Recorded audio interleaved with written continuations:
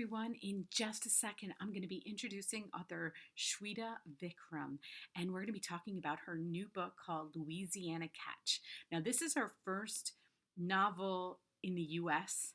because she's written poetry. She's written 11 other books, okay, but some of them were overseas. But this is her first U.S. novel, and I would be on Instagram and I'd see this picture, and this book called me. Okay. And I'm going to tell you about it when I talk to her, but it was like, read me, read me. So I finally did. I finally got to read it. And there were many reasons why I was so attracted to this book, and her and I will talk about it. So here is Sweta.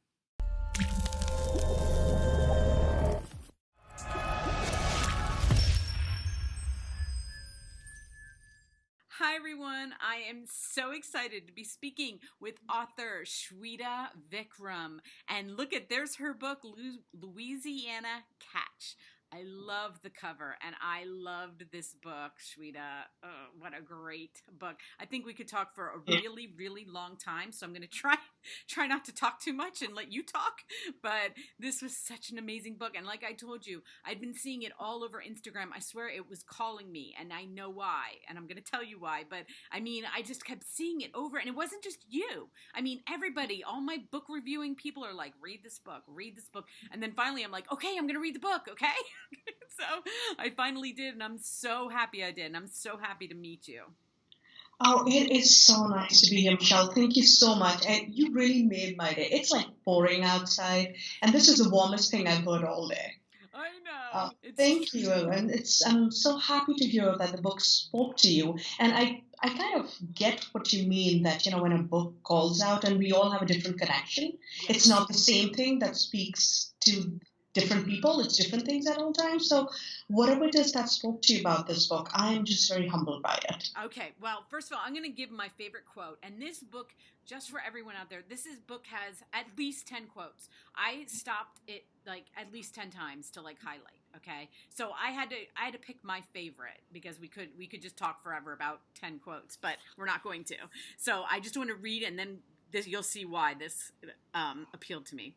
It said, "Little did I know that my mother, who taught me everything in life, would not teach me one thing, to learn to live without her." And as soon as I read that, and it's sort of in the beginning of the book, it's pretty much in the beginning. And I just, because my mom passed away in 2011. Oh, I'm so sorry. She had cancer, but it was quick. Okay, it wasn't like an extended long, but it was long enough. It was a couple of months from her diagnosis until she passed away. Long enough that you think you're prepared. Now, in this book, the main character is not prepared. Okay, so I felt like, well, I had a little bit of prep. I mean, I took care of her 24/7, and so you know what the end is going to look like. But the day that I found out that she died, it was in the middle of the night, and that day I like functioned all day, right? I have kids. I have 6 kids, and I had to keep it upbeat and, be that person because she was a huge part in our life. And that night I went to take a shower, and like as soon as the shower water hit, like I fell over. And I was like the reality of just like, what am I gonna do? Like I made it through that day, but this is like I don't know. It just hit me that it wasn't that I was going to wake up tomorrow and it was going to be the same thing, Mm-hmm. So I was just like, I so related to her character, like right off the bat. I mean, everything she went through, and I was older. I was 47, and I was older than she is, but I don't think you ever really recover. I don't know. I know, I'm with you. I lost my mom in 2014. I started work on this book way before that. Right. And I was talking to my editor, and there were just few scenes which she was like, okay, can you write those hospital scenes because we want to see Ahana? And I was like, no, I can't, because that for me is real. And she was like, you have to work through that. So for me, I think that was one of the hardest things to write, because it's like placing myself in the hospital, but thinking like Ahana, not reacting like myself and reacting like Ahana, and not judging Ahana for the way she reacts. So it was so complicated. Right. Because this book, it's the whole process has taken 6 years. So it's the characters have had their time to develop a voice. Anna or Rohan, they all do what they want to do. They don't do what, as the writer, I want them to do, which is kind of cool because, and what I mean by that is like they've developed their own voice. So you expect Ahana to behave a certain way or Jay or Rohan to behave a certain way. Right. But yeah, so I can totally relate to that. That bit, like that the perpetuality of it, of this loss. And at different levels, on different levels and different moments, it hits you. Yes, absolutely. Yours is more fresh. I have to say, 2011, now I can talk about her, and like I can still tear up when I talk about her, but it's a little bit more sweet, I have to say. Right. And it takes time. And, my father passed away back in 1988, and I find it when I talk to women our age, and I think you're younger than me, but women in our age that are losing their moms, we all say the same, like, if we've lost our dad, we're like, yeah, that's one thing, but there's something about like when you lose your mother that it's just like this. And my mom, like I said, my mom was a huge part of my life. We talked every day. We talked 5 times a day, some days. It was just this huge, that I just had no idea. And I really thought she was going to be around a lot longer. So. And that's what it is. It's like, feels like a sense of betrayal. Yeah. Like, how could you? That was my first thing with my mom. How could you? And it's like, of course, this person is dead. And I'm like asking, how could you? How could you die on me? I mean, so the sense of like, no one can, and like to your point, we are born of a mother. So physically, there is this different level of attachment. We've spent all this time in a mother's body, right? So that level of attachment it's hard to explain that you don't share that with anybody else. Mm-hmm. And oftentimes you don't realize the closeness until the mother is gone. Some people have this level of closeness throughout. And when I was developing Ahana's character, it was also because I didn't want my experiences later to taint her character. I wanted to talk to other women. And a lot of them were like, I didn't think I was close to my mom. And then all of a sudden when this happens, you're like, oh my gosh, I'm so much like my mom. We did things the similar way. And like, so there's this sense of, oh, I won't get that moment back. Which is also, again, like goes back to the sense of betrayal. Couldn't you have told me? It's like, the mother-daughter thing. Yeah, you couldn't tell me before that you were going to die and how miserable I was going to be without you. And it was really weird because when my mom, right before she didn't know, she knew she was going to die, but she was in and out a lot. And so there were only certain times that we could actually talk about what was going on. It was almost like sometimes she knew, sometimes she didn't know. But I remember at one point she said to me, you don't need me anymore. You've got this. And when she died, I was like, no, what? Why did you say that to me? I do not. You were so wrong. Don't you? You didn't even ask me if I got this, and I don't. So, but in my life, what happened is I have 6 children, right? Okay. When my mom passed away, my oldest son, his wife got pregnant, and at the end of this year, I will have had 10 grandchildren. They just all started having babies. And and I always think like she died, like she never got to experience that with me. But I did feel like once the grandbabies came, I was like stepped into her shoes a little bit. Right. A little bit more like, oh, she kind of passed that because it was such a short period of time. And so I did feel that sense of like, I'm the grandma now. Like, I have to do that, Right. It's like stepping up, and it becomes a part of your healing. Yeah. And it's like when nobody asks of you, but we all turn into matriarchs. So even that role takes a little bit of a time to settle into. Yes.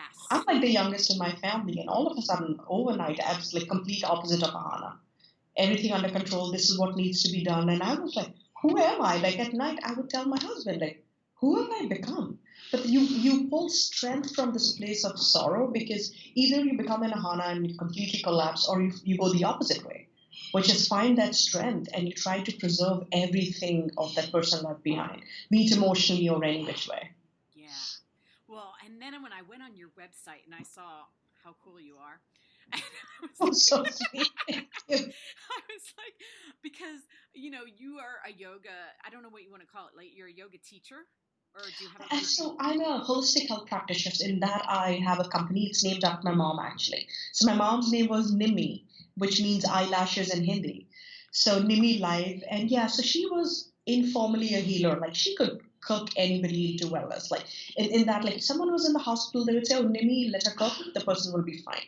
She just knew what the body wanted. I was one of those kids who gained weight when I had chicken pox, just because my mom's cooking was that beautiful. Yeah.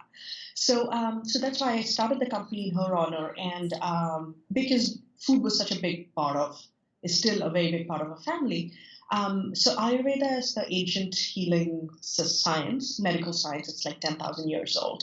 And that also, its sister science is yoga. So I do teach yoga and I practice Ayurveda as health nutritionist. So I have a background in sports, Western sports nutrition, and also a nutrition degree in Ayurveda. So it's like eating according to your body's constitution, the seasons, like watermelon isn't the best thing for everybody, and we just think kale is the best thing for everyone. So it's customized eating. So and yoga, breathing, and I also work with rape and domestic violence survivors. So I teach yoga to them. Right. I was just so impressed because I've been having like all this sinus stuff, right? Like the weather here. For anybody watching, we're on the east coast of the United States, and we have had weird weather. And I went to a massage therapist this weekend. Nothing has worked, and I did get a little relief because she like massaged my face and everything. So I wish I was near you. I'd let you cook me something. I feel like I need to. I don't know. It just won't go away. Like it feels like this. My head is just like this big, and But Oh, I do believe I don't take modern medicine. I don't do Western medicine. If you want to call it Western, whatever. I don't take a Tylenol. When my head hurts, I feel like my head's talking to me. Like I need something. So, and it's a deeper, it's a sign of your body saying something deeper, like and it's not just symptoms, it's like the cause. Why is that happening? right. Where is that headache stemming from? Is it hunger? Is it exhaustion? Is it dehydration? Time Right. alone can't be the answer for all of those, right? And that's in the modern world, that's how we think. But when you step back, like, and of course, Western medicine is beautiful. Like, if there's crisis, yes. Right. But if you can just reorganize how we live our lives, and then you can almost like preempt it, you know? Yeah, I love that. I really do because I am. That's why I went this way. Because I don't reach for medicine. To me, it just masks what's going on, and I need to know what my body is doing. And like even when I was giving birth to my children, the last one they thought was going to be a C-section, so they had given me medicine, and then they said, "Oh no, you can have it." And I was like, "Take all the medicine away, then," because if I'm giving birth, I need to feel like what's going on. And they were like, "What?" I'm like, they're like, "You are crazy." I'm like, "I need to hear my body, and with the medicine I can't." So like you said, there's a certain time that you need it, but then if I need to like zone in on something, it's like, no, I have to feel this, like I need, in order to hear what my Right. body's saying, in order to do what I need to do. Yeah, and I feel like a lot of people approach Western medicine from a very lazy perspective. Oh, I won't take care of my diet, but I'll take something for my cholesterol. Right. It's like, why don't we work out a little bit, maybe eat a little moderately so that your liver doesn't have to be that stressed out? So I feel like our ideologies need a little work, like our wellness ideologies. Yes. Yes. Well, okay, so and then I was reading about your headstands, and I was like, Oh, do you still do you do a headstand? I do. I And want to see. I could in my youth. I'm 53. I don't feel like I could. Like I'm like, what if something? I don't know. Like I don't know if I trust my body to like get into that upside down position and not like pass out or get dizzy or I don't know. Like so. Tell me why I shouldn't be afraid of that. multiple reasons. I mean, if you have a regular yoga practice, so few things you want to make sure of. Like if you go to a studio, be around a teacher you trust. And then like your neck muscles need to be strong. The core strength, like the belly strength needs to be like really strong. A lot of people want to do a headstand against the wall. That's something that I would advise against because then you never get out of that. You never get that focus, that confidence in your own body because you're relying on Right. something external. Right. So it's yeah. So it's like very often what I tell my other clients also like just try a dolphin pose where or just try a simple down dog Right. and then start keeping your head around your arms so you start building some muscles around the neck. I mean, injuries happen when we go from like shavasana into headstands, and so age has I don't believe age has anything to do with it. It's just the practice, and it's funny if I let go of yoga for 1 week, my body feels tighter Does it? and inside of a week. And when you're doing like I practice at least 4 or 5 times a week. I teach 3 hours a week, and I go to my studio to practice at least 4 hours a week. So yeah, that's almost 7 hours. That's not 5 hours. Yeah. But like that, if I'm traveling, I also want to live life. So if I don't have access to a studio, or I've had a crazy night and I can feel it. So and the beauty of Ayurveda is what it tells you, like, humans are judgmental. Everything is cause and effect. Nothing is good or bad. So if you're not doing something, or if you have that extra slice of dessert or that third glass of wine, doesn't make you a bad person. Then just put up cushions. You might wake up with a hangover, or you might just feel heavy. Stop judging. So I think for me, I'll be going on a tangent, but it's just back. Yeah, it's just coming back to that. It's like it's human mind. We're so self-critical, so judgmental. But no, and one of the yoga classes that I take, there are so many. There are like at least 2 or 3 senior citizens, and I love how they love themselves. It's just so beautiful, and I deliberately go to that class because there is no ego in that class. It's not about how bendy I am. It's about, oh my God, this breath is all we have. That's what yoga is. It's breath. It's not about how you can contort your body. So I love that, because that was my next question, is like, can you do it for the rest of your life? Is it something that you can, because we start to think as we get older, like, oh, that's for, people in their 30s or 40s, not, for us. So, I think it's the modern day misrepresentation of yoga, because yoga pretty much is just it's. I think it's a Yoga Sutra too. It's a Yoga Chitti Vritti Nirodha. It's basically yoga is stilling of the mind. So if there's cessation of the thoughts, that is yoga. And there are different kinds of yoga. Asanas are one kind of yoga. Karma yoga is like going to the soup kitchen or working with the elderly. That's yoga. So there are different forms of yoga. Some people are very cerebral. They read these spiritual books. That's a kind of yoga. So, and there are people who are all into chants and mantras. That's bhakti yoga. So yoga never stops, and yoga is pretty much life. And I think it's just a misrepresentation which we see because it's all about inversions and bendiness. And when I was much younger, and I was in the same philosophy, caught up in that same world of yoga. And I remember buying a gift card for my husband. And so he came back, and I forgot, like, I'd got him an advanced class gift card. And I didn't realize that because I was practicing at that level. So I couldn't think of, I just didn't think, period. And he was like, everybody in the class was such a show off. So it was so funny. He sounded like a kid. He's like, all the men in the class, they were just in the last row. We were just in Shavasana, because he was like, all these young girls, they were just contorting their bodies. And we were like, I can't do that. So I might as well not even do anything. And it stayed with me, like yoga shouldn't be intimidating. So, and I think working with rape survivors and domestic violence survivors has also changed my practice, because the vocabulary changes. You're much more kinder towards them, so you're kinder towards yourself, and vice versa. Like you're not using, there's no music, there's no adjustment, so there's no touching, because it can be a trigger for them. So everything comes from a mindful place. It's you giving them choices instead of saying, now everybody get into a headstand. It's like, I invite you to just breathe. Like, should you want to, I can't even force you to breathe. Should you want to, let your mind wander. That's fine. Just bring it back to where you need to be. So I think it's like just that philosophy. It's amazing. And like last week, one of the clients in the violence, the yoga class for the female survivors of violence, she started to laugh, and I started to cry, because I was like, I've never seen her laugh. And the fact just being on the yoga mat, because the post turned out to be a little funny from her perspective. So she was just laughing in the moment. And it was so beautiful too. And she started to laugh, then others started to laugh. And I was like, this is what is true yoga. You're helping the community. These are women who unbelievably have been hurt by the people they thought they loved. Right. And so, so yoga is simple breathing. So you don't even have to get into any of that. Like just doing simple alternate nostril breathing, that's part of yoga. Yeah, I love that part.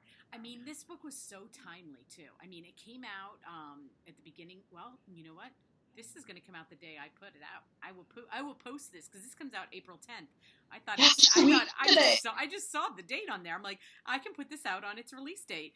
Oh, thank you. Yeah, and so everybody, you will be able to get this book when we're talking, when you're seeing this. So, the conversation right now with women and actually coming out and talking about times in their lives that they've been I don't even know how you want to say it, but I mean sexually abused, but also even I hate to say abused because some people, it's like I look back on my work life and I look back at the men how they treated me disrespectfully as a woman, like, and it didn't even have to be that it was quote unquote abuse, but it was disrespectful.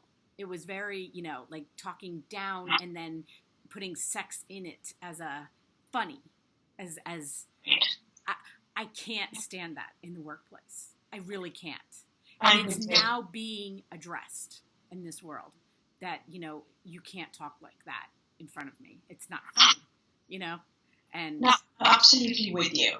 Yeah. Absolutely with you. Yeah. So it's like, I love that. I mean, this is what people are talking about right now. And it's so relevant. It's so awesome that this came out at this time because finally women are saying, you can't talk like that. It's not funny. Whatever you're doing, whatever touching, whatever is inappropriate. And and I get to say no.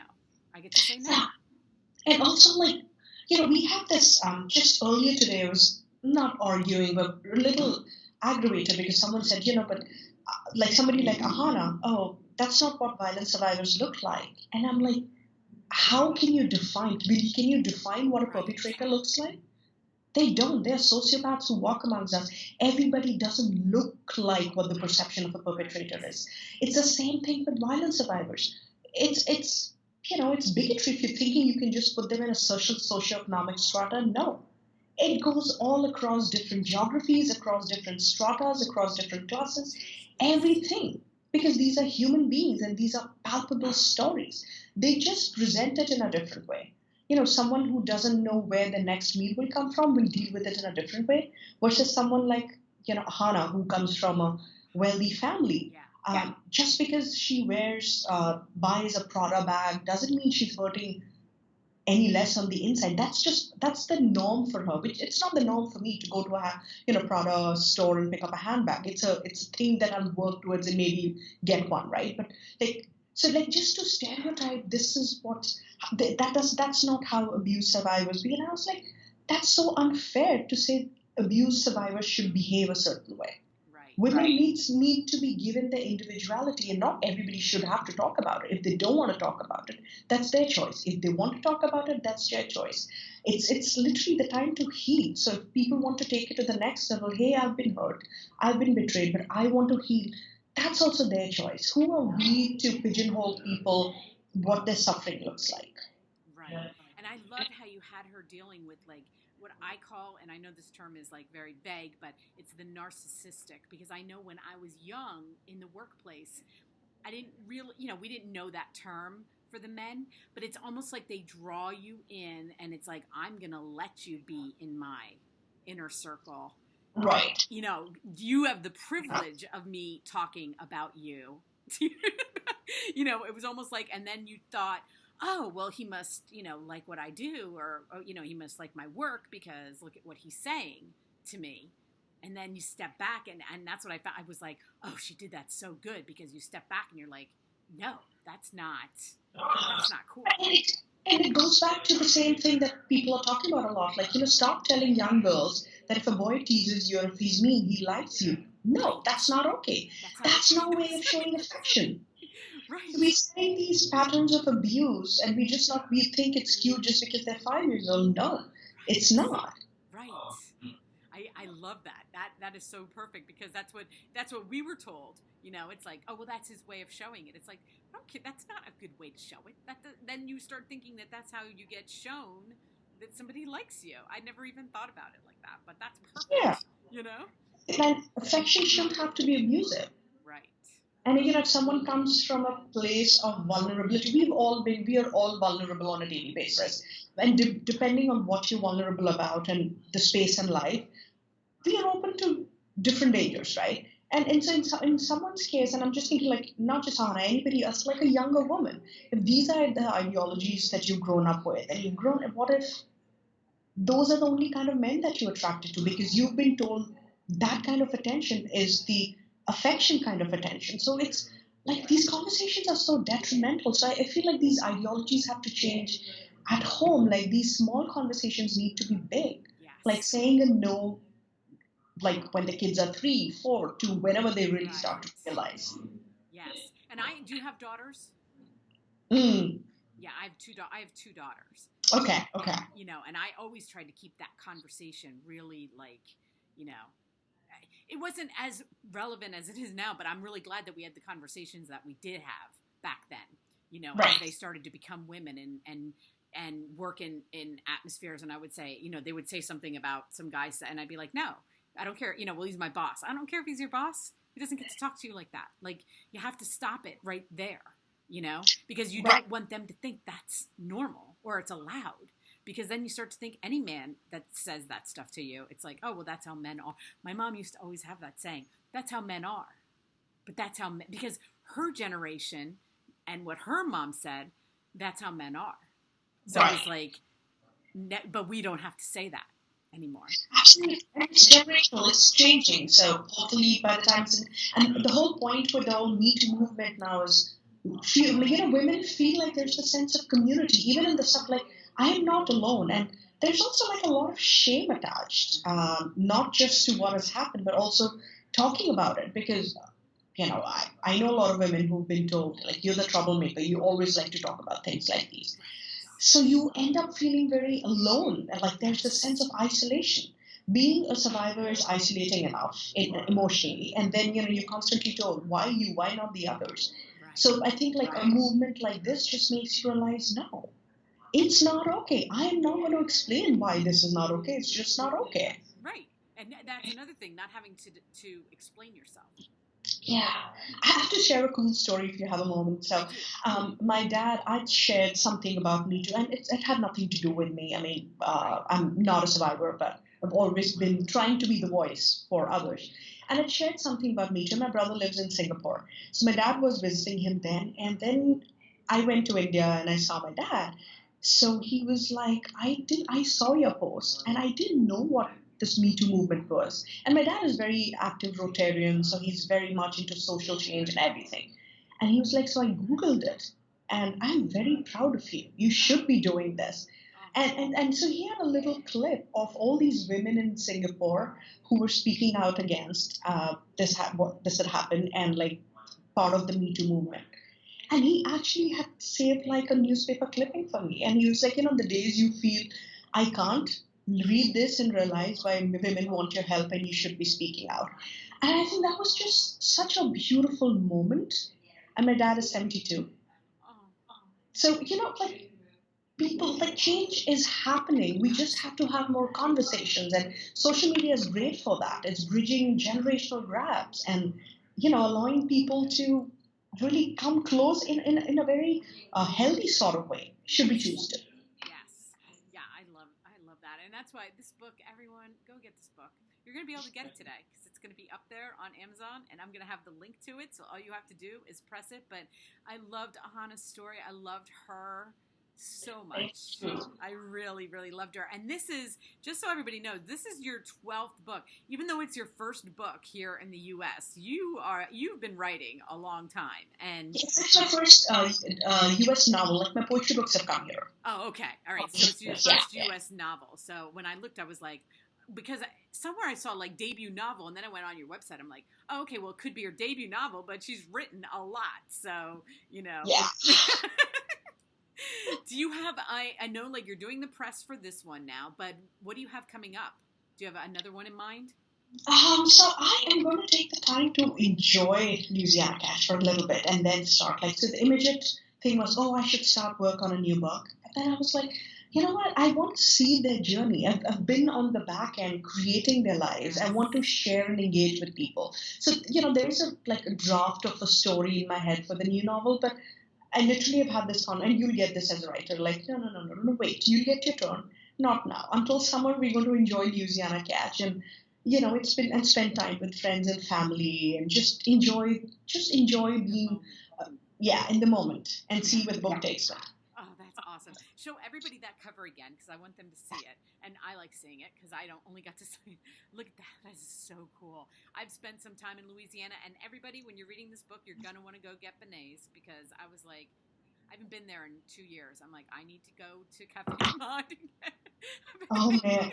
beignets. And if anyone is going to be in Louisiana who's watching, I'll be at the Louisiana Book Festival on November 10th in Baton Rouge. So I'll be reading there. The books will be there. I So love yeah. how you wove the food in there because I was like, yes, yes, I want to eat that. Yeah, because that's all you do when I go, it's a weekend and I eat my way through that entire weekend and then I get back on the plane. I'm like, oh, I hear you. I have to take pants that 2 sizes larger because I'm like between po' boys and hurricane and ugh, beignets and all of that. Yeah. Like swim through those things. yeah. And only people who have been there understand that you just don't go there and not eat. Okay, it's impossible. You have to Yes. eat.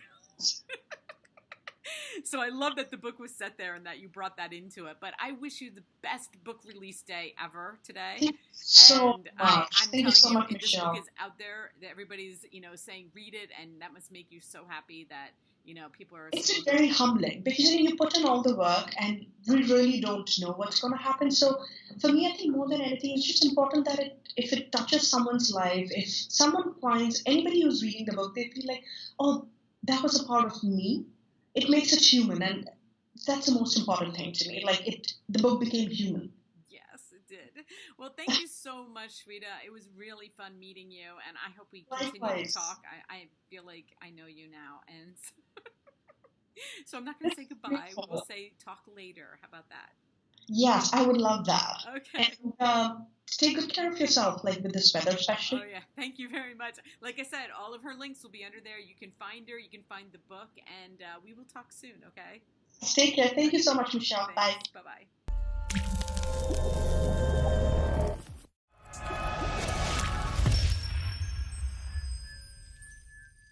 Thank you, everyone, for watching Shweta and I. Wasn't she so sweet? I could have talked to her all afternoon. I knew it too. I knew going into this that her and I were going to have a lot to talk about. And I just want to thank her and wish her the best book release day today. She doesn't need it because everybody is talking about this book. The main character, Ahana, I loved her so much. She's You're going to love this book. Okay. And especially if you loved listening to her talk like I did, I had so many questions about yoga and meditation and all that stuff. So, headstands, I'm going to see if I can do a headstand. That's going to be my goal. But she said not to do it against the wall. Okay.